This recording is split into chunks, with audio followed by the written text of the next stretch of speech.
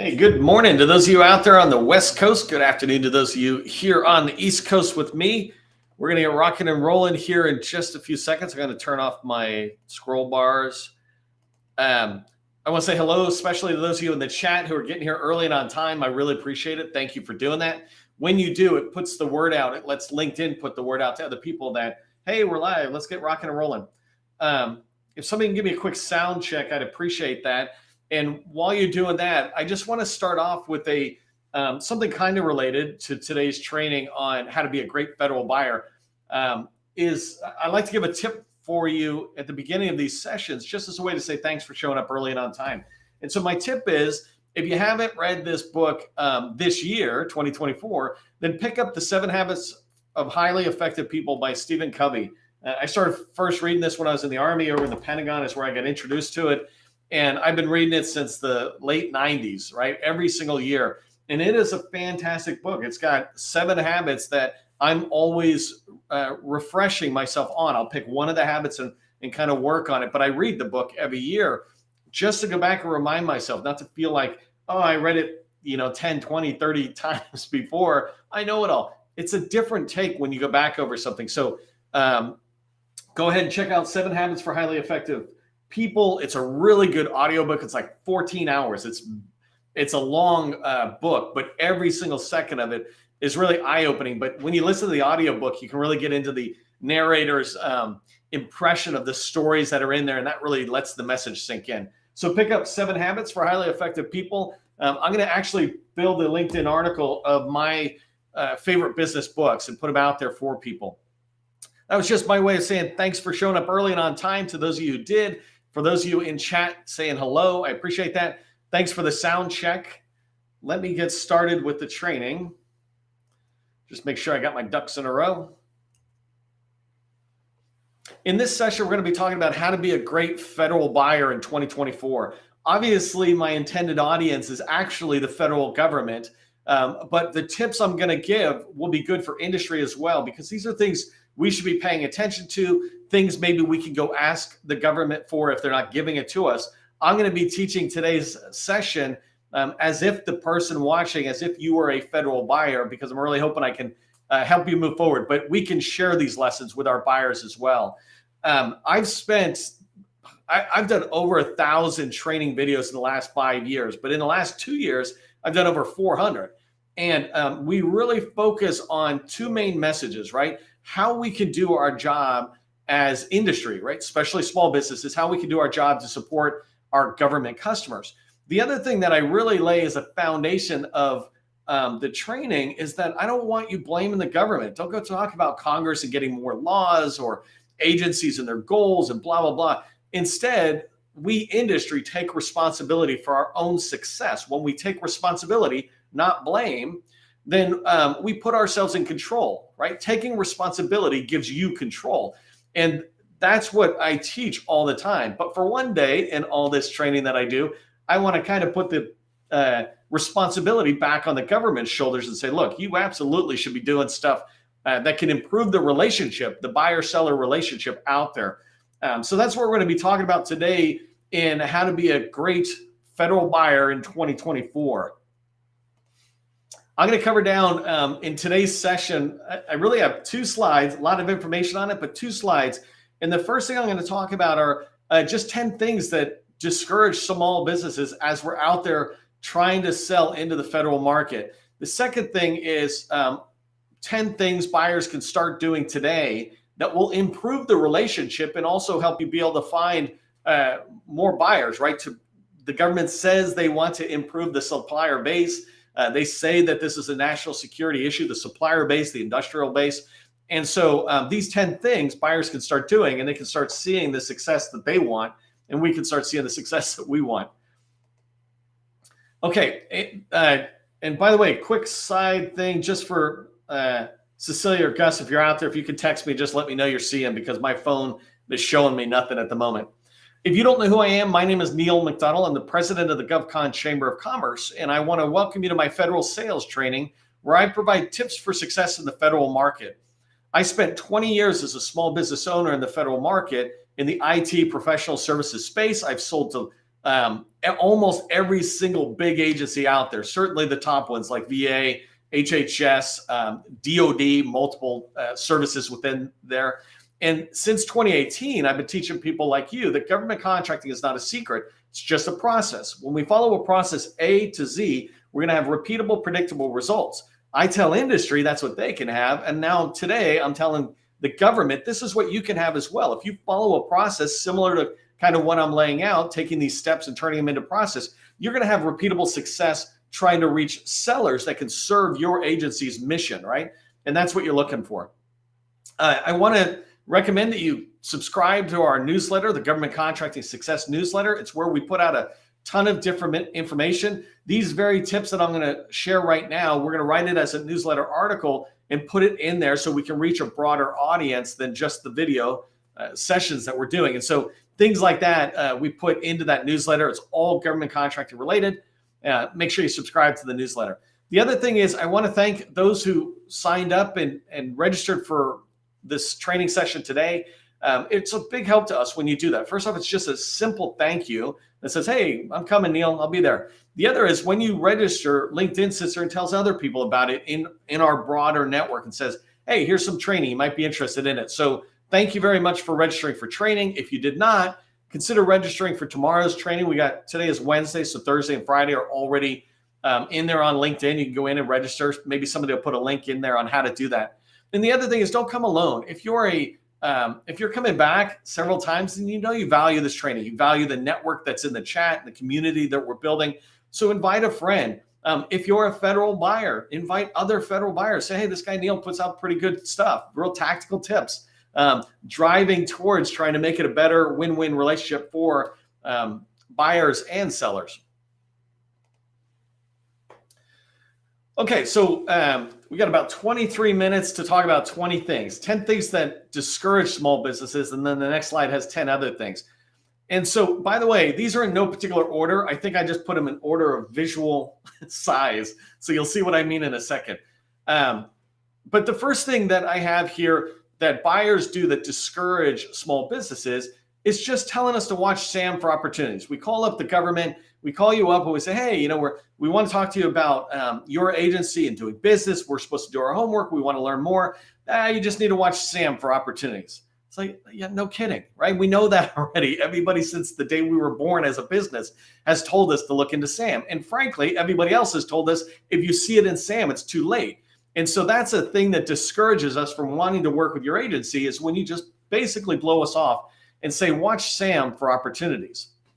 Another one that discourages small businesses from participating or wanting to participate is when you make an RFI or sources sought response to be similar to the quality and quantity or size of an RFP response. Sometimes these RFIs and sources sought come out asking us to talk about even price sometimes in there. And it's crazy. It's like we have to justify all this stuff within an RFI and a sources sought just for you to sit there and say that you're going to set it aside or not set it aside. Well, that basically is an RFP response. And the reason it's hugely discouraging is because you never ask larges to do that. Larges never respond to that stuff early on. They just wait, let us do all the work, right? That's a huge burden on small businesses. And that's why we sometimes shy away from RFIs and sources sought. I hear this from the government all the time. We don't get enough industry participation. Maybe if you make it a little easier for us, we would participate. And I've got suggestions on how to do that. Another big one that I really think is discouraging to small businesses, especially those of us who are actively trying to get out and learn about you, learn truly about your requirement, your challenges, your goals, et cetera, before the RFP drops, right? And so the acquisition life cycle is this long period, as you know, and the RFPs drop it over here, but shifting to the left is all this time you could be talking to us. But many of you sit there and ignore us. You're just completely silent. Oh, I'm not going to talk about anything. And that's just not only crazy, it's just counter to what the government encourages its buyers to do. Buyers are encouraged to reach out to industry, but when you're silent during the acquisition life cycle, that makes us feel like we didn't have to do anything. We just wait for it to hit SAM and then respond. But if you see it in SAM, you're kind of too late, right? And then the idea of saying if you see it in SAM, it's too late is that means we missed out on all this time to be able to talk with you, help you shape those requirements, to really talk about, hey, the PWS tasks are not quite clear. So being silent during the acquisition lifecycle is hugely discouraging because it makes us feel like you've wired it for somebody else. You've already got your winner in mind. Why should we try? I'm not saying that's the way it is, but I'm saying that's the way I feel, right? Number 4, something that buyers do that discourage small businesses is meeting with us without doing any research on us ahead of time, right? It's irresponsible for us to go to a meeting with you and go, what do you sell? Right? And literally you guys get people like us coming to you saying, what do you sell? It's like, didn't you look at our website? You could have figured it out. But it's the same with buyers when they're meeting with small business sellers. Take 2 minutes to look at our DSBS profile, which, the GovCon Chamber is really pushing everybody to get done. Take a minute to look at my LinkedIn profile or my website, and you will see what we do. You will see some of our stories, et cetera. And I get that there's some businesses out there that just do a poor job communicating that on the internet, et cetera. But there's many of us who are doing 20, 30, $40 million a year. And there's a lot to look at. And when we get to you, instead of having done the research and knowing that we're farther along than maybe the average pure startup, you sit there and say, you need to register in SAM or something. It's like, oh, you're killing me. Could you please just research us before you meet with us? The next one is acting like a gatekeeper instead of a liaison. This is a personal pet peeve. I think all 10 of these are personal pet peeves of mine. But this one here is when we call, it's discouraging to us when all we feel like is that you're trying to keep us away from the program office. And I don't mean any disrespect to anybody else, but my all-time favorite small business professional for this way that he acted was this guy, Matt Burkett, who's not there anymore, but he was at Crane, Indiana, and it was a combination of him and what his leadership and program office colleagues were doing, where he would stop us, smalls, from coming through until we learned and had a conversation with him. But he would talk to you and go, oh, okay, here's what you need to do. And as soon as you get that stuff done, I'm going to make an introduction and I'll schedule the meeting for you internally. And it was this idea of he was not being a gatekeeper, he's being more of a liaison, and he was setting both sides up for success. The small business coming in, don't fail by being unprepared. And the program office, I don't want to waste their time either. And so don't act like a gatekeeper. Instead, help us figure out how we come in, especially the companies that are doing 5, 10, 20 million as small businesses. These are exactly who you want in there talking to the program office. Number 6, thing that discourages small businesses from participating is keeping the market research results to yourself. And this happens a lot. My made up fact on the spot right now is 80, 90% of the time. And I would say perhaps even higher. Rarely do I see a federal buyer, share the market research results. I don't need you to tell me which companies responded. I don't need you to tell me what they said in the response. But if you sit there and say, we did a sources sought, they were all due by this date, the very next day, I can tell you I got 100 responses or 5 responses, whatever it is. And this many came from women-owned small businesses. This many came from here. Why on earth keep it to yourself as a secret? I know so many companies that are HUBZone companies that they're not going to team up on writing, but they all go, hey, let's see if we can push this together towards a HUBZone set aside. They respond, and many of them feel like we all responded. How come it's not being set aside? It's so easy for you to sit there and just share the market research results, the sanitized results, right? The clean results. But those basic numbers that say we got 100 responses back and this is what they look like, that helps us go, oh my gosh, 10 of my friends who are all HUBZones who said they responded didn't respond because the government just told me they only got 1 response from a HUBZone and I know it was me. That's an example, right? But don't keep those market research results to yourself because then we wonder what's happening. And again, all these things kind of make us feel like things are wired against us. Number 7 is sharing. This is just a little silly one that is so discouraging. When we look at a website and we're trying to do our homework on the small business office website that you might have, and we see you sharing FPDS data, we're like, oh, here's expired contracts. But all it is a spreadsheet download from FPDS that you throw on your website, like that is helpful. It is not helpful. We can go to FPDS on our own. We have been told by everybody who mentors us, go to FPDS, go to SAM, learn, right? We've done that research. Tell us something we don't know. Perhaps you have the expired contracts and a point of contact. That could be really helpful, right? And so sharing data that's just coming from another tool that we have access to, it's not helpful and it's discouraging because it makes us feel like you don't care enough to put real data out there. Number 8 is, and number 8, this is the thing that discourages small businesses, is when you keep putting program offices who are sharing their briefings, they got slides, they're out there talking about what they're doing, what they want to do, et cetera, but they're only doing these briefings, one, in person. Remember, this is a country that goes from Guam to the U.S. Virgin Islands and everywhere in between. We can't be getting to every in-person thing. And then the second one is it's being done at places like AFCEA or NDIA, these big, huge 100-year-old organizations that were built by the larges. If that's where you're going, that's kind of discouraging the smalls. We smalls go in there, we're like, oh, we got to go in there and participate, and we can put a smiley face on. But the reality is, you should be sharing, I would submit, the program office briefings virtually so that everybody has access to it. The slides should be instantly available. Like I'm doing this training right now. The replay will not be available soon. It will be available immediately. That's how it works today. So you can make those things available. A slide deck, if you share them, I don't share mine, but if you share them because you're trying to reach the industry, that can be put out there immediately so that someone can have access to it. But consider that stuff as it's really discouraging when you have to keep going to these events. Plus, it's costly. Number 9, the thing that discourages small businesses from participation is caring, in my opinion, caring more about your vanity metrics than about reality. And what I mean here is this idea of constantly trying to say, hey, look how well we did on goal. I literally saw somebody put out, a government agency put out how they had spent more money this year over the last year or something. It's like, yeah, no kidding. The entire government spent more money. It's impossible for you to not spend more contract dollars. I put out a whole big article about this. You can check this out in my newsletter, but where the government likes to give itself vanity metrics, we spent $28 million on prime contracts with woman-owned small businesses. That sounds cool, but it's not really, because less than 1 million of it, or excuse me, less than 1 billion of it was set aside to women-owned small businesses. So if it wasn't for women-owned small businesses or women-owned businesses going out there and getting that money by competing in the full and open and competing in other areas, then the women-owned small business program would be even worse off. So the vanity metric is to say, oh, $28 billion. But the reality is that 1 billion is set aside. There should be 10 billion is set aside. When you do that, then it's reality, and then you're not discouraging us. I talked about it being gaslighting. It's a horrible thing. And the last thing I put down here, as you can see my nice smooth ski slope there, is making us use different supplier portals. This is just really discouraging to small businesses because we feel like we don't know where to be. If you're not in the know, then you're not there. I put together a directory. My team and I put together a directory of all the supplier portals we know. There's DSBS, right? SAM and DSBS. That's the main one.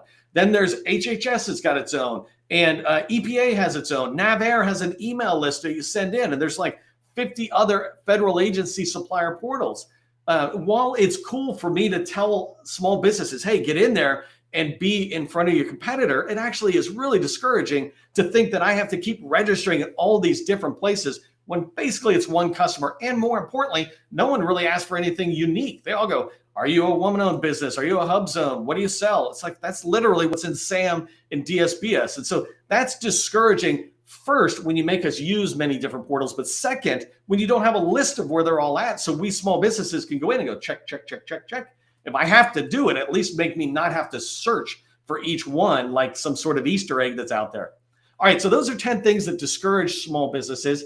Here's kind of a different way, but 10 things buyers should start doing. Again, no particular order here. I just made them in the size of the bullet I made. But these are 10 things I would recommend you start doing that could be really helpful to industry, for us to be able to do our job better, but for you to be able to find smart, or not smart, but qualified industry partners out there. So the first thing is post on LinkedIn. And so here, what I mean by this is, just this morning, I watched PEO MLB, I think it was. So out of the Navy, out of NAVWAR, PEO MLB, they put out this document talking about what they're looking for from industry. And they're saying, hey, this is what we do in here. This is our focus. This is a brand new 2024 document. And I'll post it later on this afternoon to get a broader visibility. But you can be doing more of this. You can post on LinkedIn, have a conversation with your leadership and with the public affairs folks and say, hey, we should delegate this posting out to anybody as long as it's public information. anybody should be able to post it. And you can learn about how to post on LinkedIn later. But when you do that, you reach a much bigger audience because we're all social media folks now. The next one that I recommend you should start doing is something that I call a set-aside call. We did over 500 of these. And these set-aside calls, the idea of them is that you take an opportunity that is in the sources sought and market research phase, and you can kind of think of it like a mini industry day. You have those big formal industry days, but they're so convoluted and everybody's so worried about things. Instead, you just have this mini set-aside call. Anybody can jump on. And in that call, you just highlight, hey, here's some of the requirements, and you're trying to encourage industry participation by sharing a little bit about the opportunity. Here's some of the task areas, et cetera. You're actually generating interest in the opportunity, but you're also letting us know. And then you give us a chance to ask some questions. We got 30 minutes, not an hour, not 2 hours, 3 hours, just a 30-minute set-aside call. 10 minutes to talk about the opportunity and 20 minutes to sit there or 15 minutes to talk about any questions. Anybody has a question, feel free to ask. You can do this on Teams or Zoom or whatever and have auto transcription, be able to dump that right into a place that you can make publicly available. So make that information publicly available. Again, you could literally do this on LinkedIn, by the way, where the replays are instantly available, the transcriptions readily available. So then it's a fair playing ground out there, but you're starting to promote this to the industry. When I did this, and we did 500 of these, we had massive traction, which I'll talk about right here. So the next thing you can consider doing is in the sources sought in particular, use a sources sought template. I know in GSA, there's like a level where people do that, but that's a little bit more brutal because it's tight. But this idea of don't make us write 5 or 10 or 50 page sources sought and RFI responses, right? Especially with sources sought, you're trying to see, are there qualified HUBZone businesses that can do it? How much information do you need to know in order to make that decision? Put that on this template. I did this with the State Department for a $200 million deal. And in 24 hours, we got almost 200 people responding, $200 million deal, almost 100 people, companies responding to the sources sought for the State Department's need. They reached out to me because they weren't able to reach HUBZones, and I helped them. And the only thing I asked them is, can I use a template? We put a template together. We got the word out and companies were able to respond right away. And then they set aside this $200 million opportunity to HUBZones. And that sources sought template was easy on industry, but it's also easy on the government because it made it so easy for them to evaluate. They're like, you know what it's like. Basically, you triage it. Are you qualified, not qualified? And here was a stack of HUBZones. And they went, we can set it aside because we can trust HUBZones will show up at the RFP. All right, number 4. Tell us where you look during market research is something buyers should start doing. Federal buyers should start doing. I teach this all the time. Hey, federal buyers look here, here, and here. But I'm teaching the entire federal government. I don't know where you look necessarily.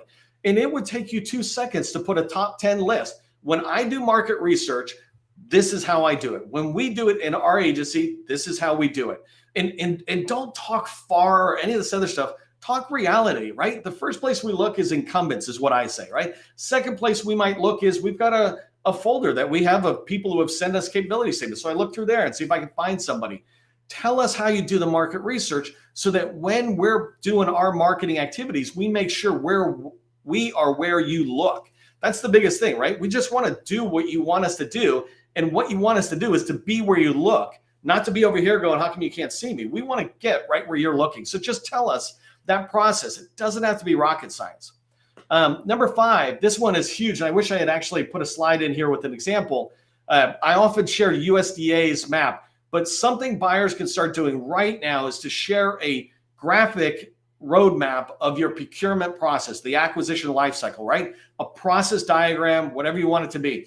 I have an Air Force one that I'm going to share out, but it's like pages and pages and pages, but it's really good because I can see the process. But USDA did the best one I have seen. It really is this snake-like roadmap that has 4 different layers, but it just shows from basically when an idea comes through, what the government does in the acquisition lifecycle.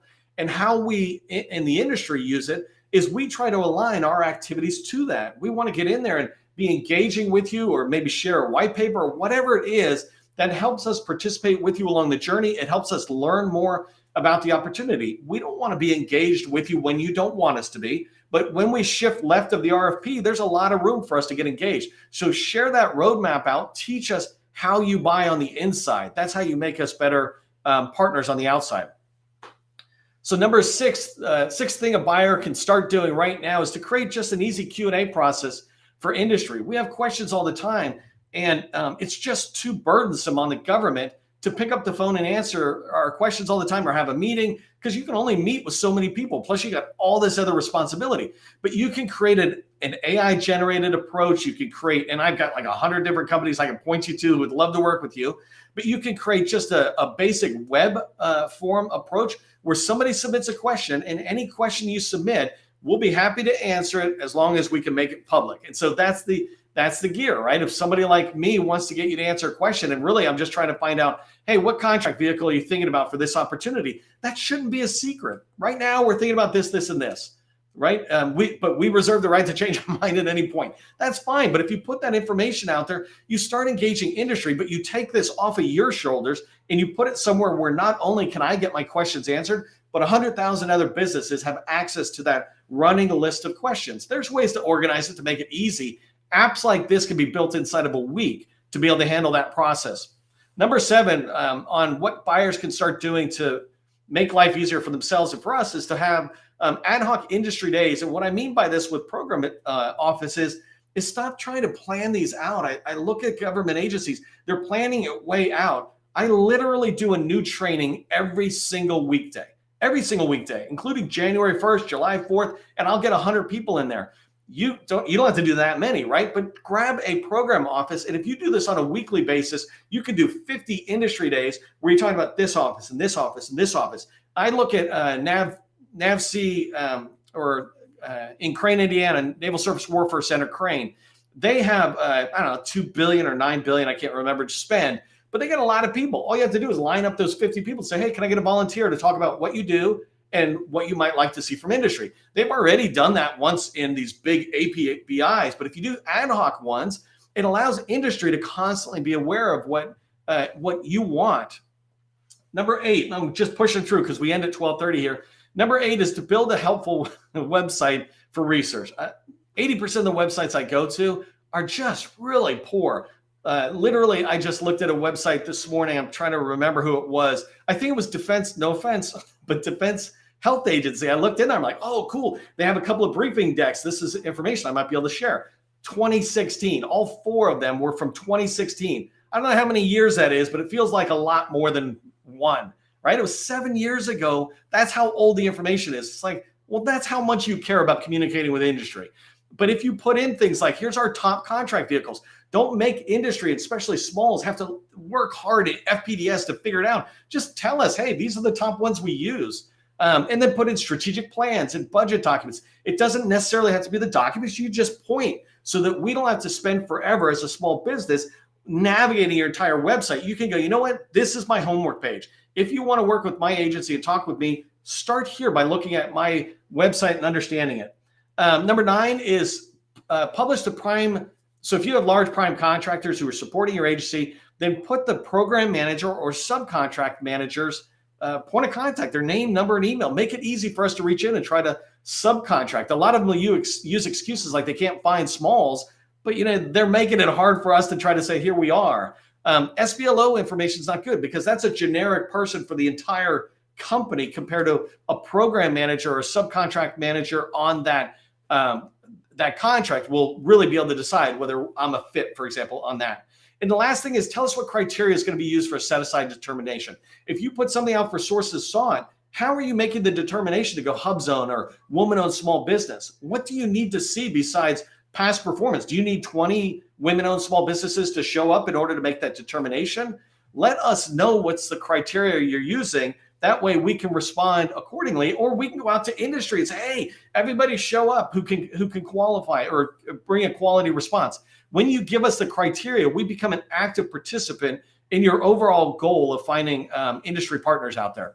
Here's what I want you to remember as I go forward really fast. Federal procurement should be win-win. The government should certainly win and industry should win. We should work together to make that happen. Stop practicing those things that I put on 2 slides ago that's discouraging industry participation. you can stop half of those pretty darn quick. The last thing is, if you're interested in me helping you and the GovCon Chamber helping you, no cost for an agency who wants to reach out. We'll put in place a memorandum of understanding, and I can walk you through how to implement some of those changes really fast. I end at 12:30. It's 12:30. So just remember this: government contracting with the government or with the sellers, it's not a secret. It's just a process. I'll see you in the next training.